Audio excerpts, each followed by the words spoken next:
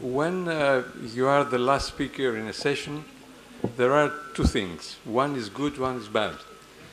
The good thing is that we have heard all the other speakers, so you know what to say. The second, which is bad, is that they normally spend more time than the time allocated to them, so you don't have time to explain and present to give your presentation. So I hope to be more strict. It seems that I have 10 minutes with translation, so after 10 minutes I have to translate everything, so not to worry. The Greek colleagues who do not have, who cannot follow the presentation in English, I will give a brief translation at the end of my speech.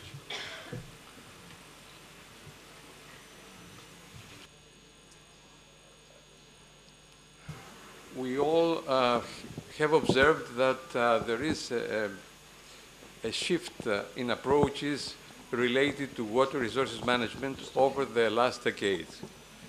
For instance, in the 60s, we were talking about feasibility studies. In 70s, we introduced the environmental impact assessment, which was then enhanced by cumulative impact assessment in the 80s. In the 90s, we brought a new concept which is called sustainability. After the Brundtland's Commission report in 1987. And in this new century, we have new concepts in water resource management: globalization, integration, adaptiveness, and many others. So the things are getting very complicated. You can see here that some aspects of water resource management have changed a lot. In the past, we were talking about sectorial approach. That means each sector had to decide upon its own projects and types of management. Today, we are talking about integrated approach. We had, in the past, single criterion. One criterion was mostly the economic criterion. We were trying to find the least cost measure or project. Now we are talking about multi-criteria. We have so many complicated, conflicting criteria we have to take into account. In the past, we were talking about the project affected area. Now we are talking about the water system. What is really a water system? The water system is a set of players which they interact to each other. That means we have three main players in each water system. We have the water availability sources, we have the consumption centers, and we have the environmental points, environment. So all these three players have to work in a harmonious way. Otherwise, we will have conflicts, we will have deficiencies, we will have problems. In the past, we were evaluating things on a static way. Today, you are talking about dynamic. In most cases, we talk about sustainable, adaptive ways of evaluating each measure. In the past, we didn't have stakeholders in the picture. Mainly, everything was centralized. The decisions were taken at the center, and all the people had to follow the design or the measures which were decided at the central point.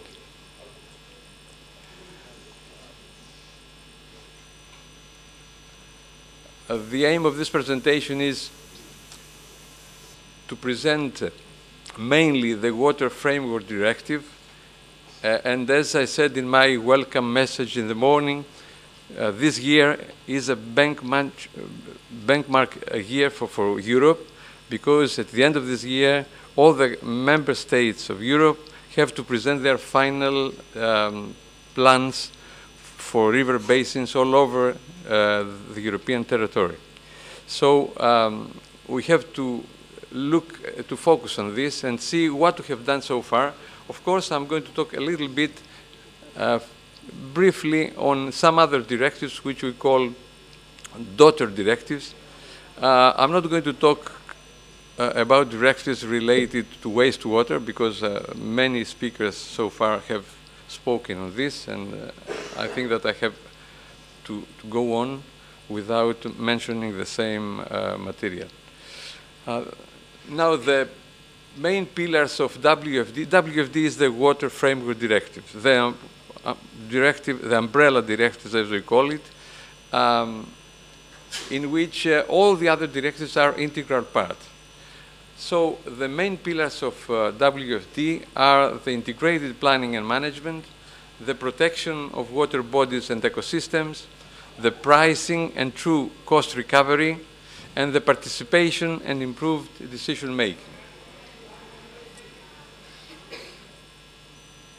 The objectives of WFD are to prevent deterioration and protect and improve the status of water resources, promote sustainable water use, protect and improve aquatic environments, reduce and prevent pollution of groundwaters, and mitigate the effects from floods and droughts.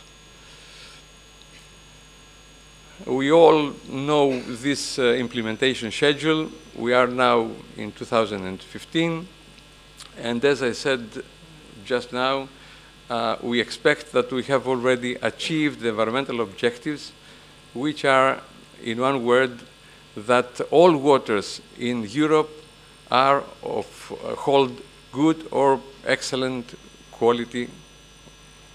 That means that by this time we have to have everything really set, everything to work perfect. As you can see in a minute, the things are not like this. We have a very long way to go, but in any case, this is a target. We hope that this target will be modified after a while, and in the second round probably we'll have more successes due to some reasons which I will explain in a few minutes. The flood directive, let me just pass from this directive very quickly, is dealing with, here we have also a paradigm shift. That means that in the past we were working with deciding upon measures and structures in order to protect some areas from floods. Now the new directive uses another approach. We are talking about proactive approach. We try to, before having any problem, to manage the risk coming from floods. That's why it's a different approach completely from the past. So the target here is to evaluate the flood risk and live with floods, in fact, and see whether we can have measures which are effective, and then we can leave certain risk which we can finally afford, we can finally take. Again, about the implementation schedule of flood directive, we are at the final year. Flood management plans should be ready by the end of the year. As you can see later, we are not really ready for that, and probably it needs more time in order to have all these management plans. In 2013, almost all European member states prepared hazard maps and flood risk maps. Another pressure for the water resources is the water scarcity. Now there is a little bit of confusion what is actually water scarcity. I have two words which can explain quickly what is water scarcity. We have some permanent phenomena which are characterizing the climate of the area, and we are talking about natural environmental imbalance of water availability.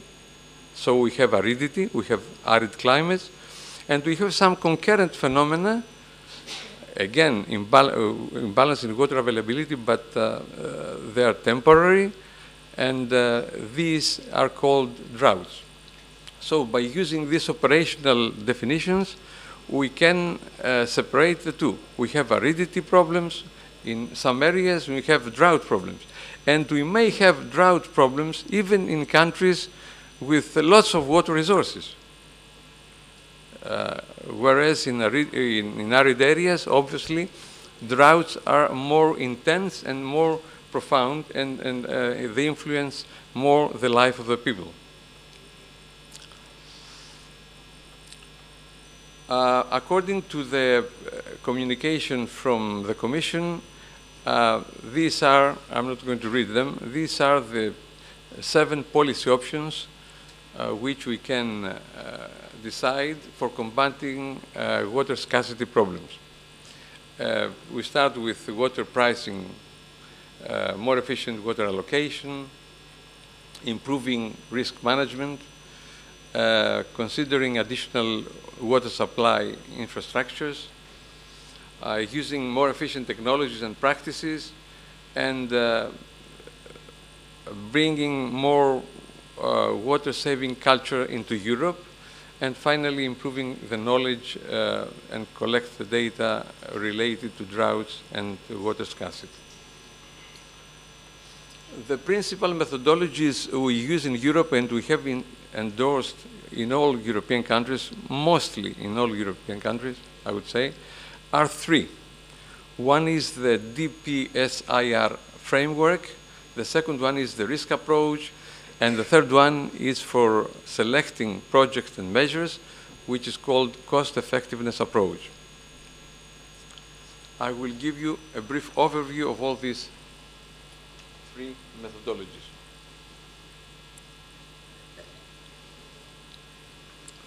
Now, the first, I think it's better to use an example. This is simpler here. What is the DPSIR framework? We try to find what kind of impact we might have from a certain driver. So in this transparency, you can see a driver, which is the population growth, for instance. This is an example, okay? The population growth creates increased sewage discharge. The increased sewage discharge is the pressure on the water system. This leads to increased nutrients in the water system, in the water body. So this is the state of the water body. We can see algal and plant growth. That is the impact. And finally, we are asked to have a certain response. That means to control the discharge from this population growth. So this system, which should be in a scientific and systematic way, is the way by which we assess the pressures and the impacts. The second methodology is the risk assessment approach. Here we have several hazardous phenomena, for instance, floods, droughts, and others, which, according to the external conditions and some triggers, they might influence the system. Of course, if a system is affected really, it depends on its vulnerability. By vulnerability, we represent the capacity of the system, its preparedness to react, and its exposure to the hazardous phenomena. Through vulnerability, a certain threat is remaining. This is the real risk. And the risk, of course, is turned to calamities if we are talking about the real world. And the last methodology which we endorsed is the cost effectiveness approach, by which we select the measures and the projects in the European Union according to the common implementation strategy, this CIS. CIS here is not the continuous method our colleague referred to before, but it's the common implementation strategy. According to this implementation strategy, we are supposed to use this CEA method and not the cost-benefit analysis, because cost-benefit analysis talks about absolute values, and there the discounting is very effective. And by discounting, we have to use certain interest rates. And even in this method, which uses dimensionless figures, we use also discounting, but the impact is not very high. And here, there is a lot of discussion going on if this method actually is going to solve the problems properly. Because in all texts of the European texts, you can see multi-criterion, multi-criterion, multi-criterion. And finally, we select the projects by this figure. So what happened with the multi-criteria? So in fact, we come back to the one criterion, which is the past logic, the past approach. In any case, there are people supporting the idea that this method actually is biased in favor of the large projects. This is another critical, I would say, point which we have to focus upon. This figure here says that we select the best project by which it has the best R here, where in the we have the annual equivalent cost divided by the effectiveness. The effectiveness is not counted, is not assessed by monetary units, but only the quantitative change in impact or pressure. And here I will give you some statistical results of the first account, mainly presented in the blueprint to safeguard European waters, which was published in 2012. And in the same year, we had another report on the state of Europe's waters. From these two documents, we could see that the database, the electronic database, where all the data from water-related topics have been accumulated, is called WISE. And you can see here that we have collected so many data from all the countries of Europe. This is, I think, the most important, let's say, success story of the implementation of the directive so far. We collected so many data from different parameters, and this was a good chance actually for most countries with not so many data actually to collect the data. According to the first accounts, you see that if I stick to the pollution pressure, you can see that 40% of the river water bodies and coastal waters still have a very significant pressure due to pollution, and 33% of the lake and transitional water bodies also have significant pressures from pollution. The morphological pressure, by morphological pressure, we mean that we have created discontinuities, we have built dams, we have changed the route of the water and so on. So this pressure affects significantly 40% of the river water bodies, 33% of the lake water bodies, and 40% of transitional waters. And as far as the ecological status, which is expected by 2015 to be 100% with good quality at least, it seems that more than 50% of the surface water bodies hold less than good status even today. So we have made quite a progress, but there is still a very long way to go. By these transparencies, I'll show you in maps what really happens geographically in relation to the different pressures. The pollution pressure, I mean, you can see the graphs here, the maps here.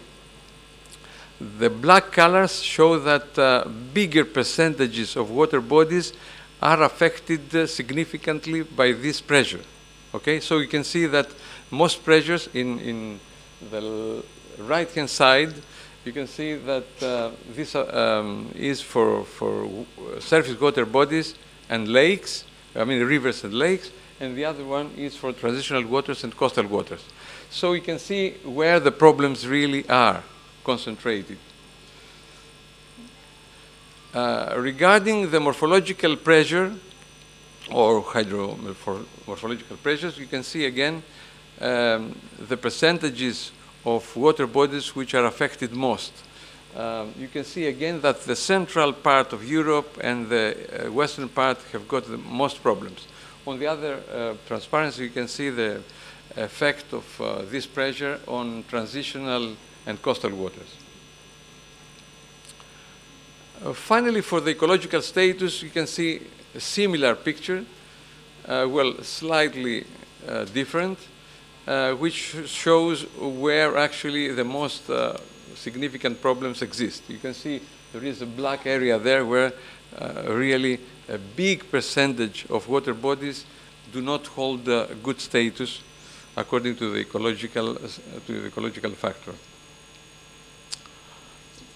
I will skip this. And let me just go to another pressure, which is the abstraction pressure. This is related to water scarcity problems. And again, you can see let me just see from here, the right-hand side, from my side, is for surface water bodies, and this one is for groundwater. So for groundwater, you see the picture is very complicated. It's not like the previous ones, as we have seen with the ecological status, the pollution pressure, and so on. As a result, we see that we had an improvement, but the improvement is really modest. Why we have a modest improvement, really? I tried just to think which are the reasons why we have a modest improvement. And these reasons can be summarized in this transparency. First of all, we had a large number of studies and actions which are time-consuming. Second, we had to implement a common implementation process. That means we had to work for common documents, the so-called guidance documents, the CIS, for Common Implementation Strategy. Then we had to gather a large number of data which were required for the directive. We noticed that we had deficient coordination of water policies to other policy areas. That means that there were some other policy areas who could not actually take into account, such as the cohesion policy, the structural funds, and other policies. The water quality modeling was necessary.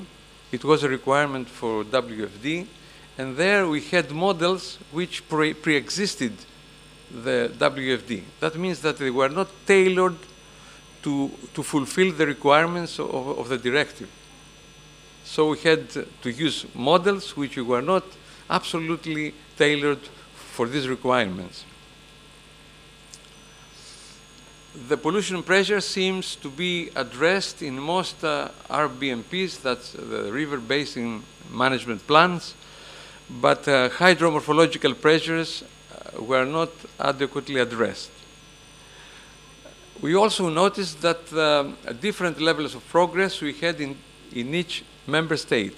And the most problems in implementing the WFD were in the new countries. The old countries, more or less, could make it okay, but in some new countries there were a real important problem. And as a conclusion, just to conclude, and I think that are the people translating still, or they stopped? No? They do. Okay, 1 minute, I finished, so we are okay.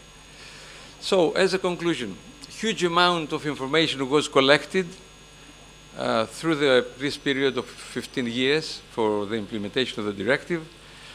Extensive monitoring systems were established in all member states. The river basin management plans in all river basin districts were devised, almost all, I would say. The environmental objectives of WFD were not met at the expected level, and during the new round 2015-2021, we expect that more effective coordination between directives and between policies will be fulfilled. Also, issues of non-stationarity, water trading, population mobility, and socioeconomic changes should be incorporated in the new river basin management plans. Thank you very much.